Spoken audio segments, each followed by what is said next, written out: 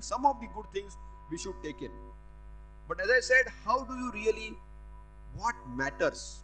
How do you really break that ice between the industry and the doctors? Because you see, the point is, whatever you may do, when you have for one given drug 50 or 60 brands and almost 20-30 companies beating us for the same brand, it is humanly impossible for an individual like me to remember all those brands in the first place. And second is to give a share to all of them. So some companies have adopted a technique of direct, they call it CRM. Okay, so they have some special managers called CRM. I first never knew what is CRM. I thought we are MBBS, so they have some new terms. So it is customer relation management and different terms they have.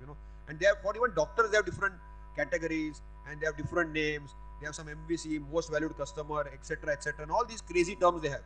Okay, so for me, I found all these terms extremely hostile and peculiarly, they found that we were branded as some species which were abnormal species, and they really were targeting our mindsets because we are very busy doctors. So what most of the companies do in India, they do it very smartly, I feel, and all of them are MBAs and all. We are, all, as I said, we are ordinary, daily wage earners who are never taught all these things. They are all marketing pundits like Keval and all who sit here, and they know how to teach us. So we are all Angutha Chef doctors. What we know, all of them are MBAs. Hasid will come, he's from IIM Ahmedabad and all.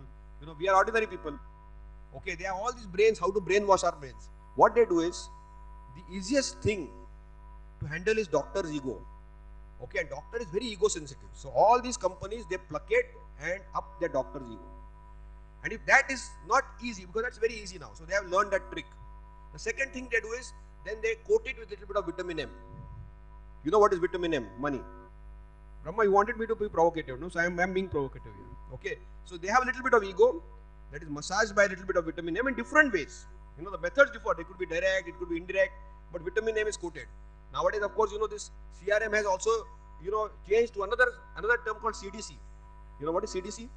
Brahma, do you know? New term. First was Customer Relationship Management. Second is CDC, Check Distribution Company. Okay, so they have two terms now.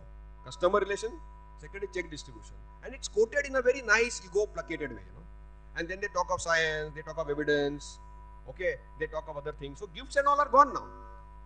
Gifts and all are too small for this now. They're talking of different things, Of course, these two things still don't work in 2/3 of the doctors. Okay, what are we looking for? I am looking for if the product is new and is it going to make a difference to my patients' lives. Numbers 2 thing every Indian doctor looks for is it competitively priced in the market? Can my patient afford it? Number 3 thing is it available? You see, people forget their basic mathematics. We are not interested in what you are giving and what is there in for me. I am looking for it, is it something first of class, or different or unique in its molecule? Is there some Indian evidence generated on it? Okay, is it easily available? Is it affordable? And also remember, affordability is in the state of the mind.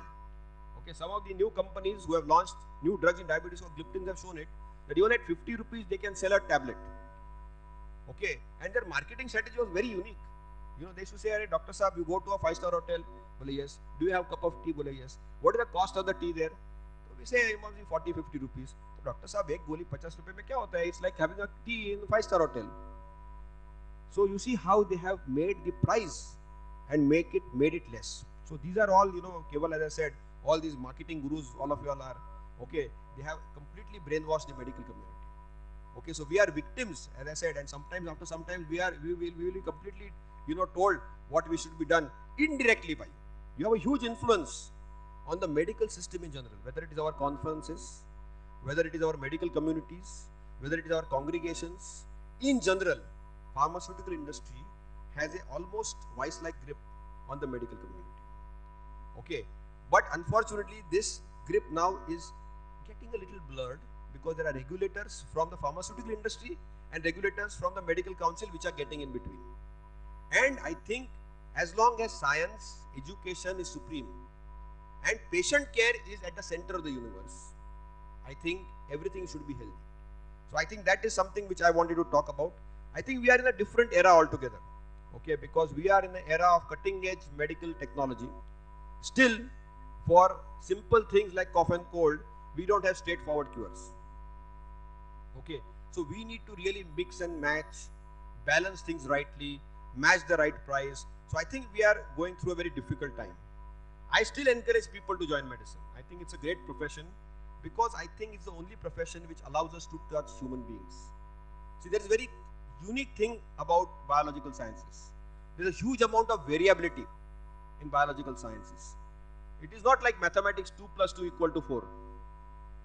Okay, 2 plus 2 in medicine can be 2, 3, 4, 5 or Brahma. Brahma is looking at the watch as if I have to stop. He has given me 30 minutes. Okay, but I know he's running late. So I'll be happy to stop anytime. Huh? Okay.